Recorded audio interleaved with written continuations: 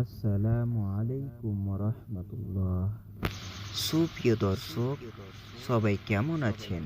আশা করি আল্লাহর অশেষ রহমতে ও দয়ায় সবাই অনেক ভালো আছেন। তো আজকে আমরা হজরতে মুসা আলাইহিস সালামের একটা অলৌকিক ঘটনা সম্পর্কে জানব। তো ভিডিওটি অবশ্যই আপনারা শেষ পর্যন্ত দেখতে থাকুন।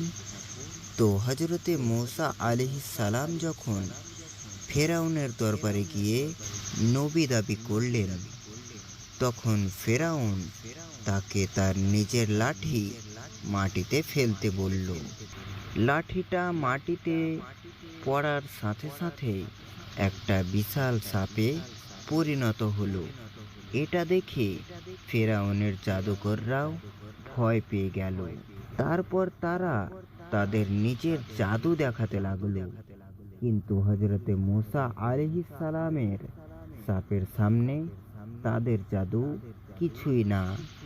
এই অলৌকিক ঘটনা দেখে জাদুকররা বুঝতে পারল যে হজরতে মুসা আলাইহিস সালাম সত্যিই আল্লাহর একজন পয়গাম্বার।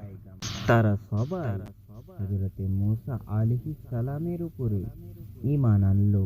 এই গল্প থেকে আমরা এই শিক্ষায় পাই যে আল্লাহর উপরে ভরসা রাখলে যে কোনো কঠিন কাজও সহজ হয়ে যায়। আর সত্যের সামনে মিথ্যা কখনো টিকে থাকতে পারে না। তো দর্শক শ্রোতা, ভিডিওটি কেমন লাগলো আপনাদের মতামত অবশ্যই কমেন্টে জানাতে ভুলবেন না। তো দেখা হচ্ছে পরের ভিডিওতে। ততক্ষণের জন্য আমি আপনাদের কাছ থেকে বিদায় নিচ্ছি। আল্লাহ হাফেজ।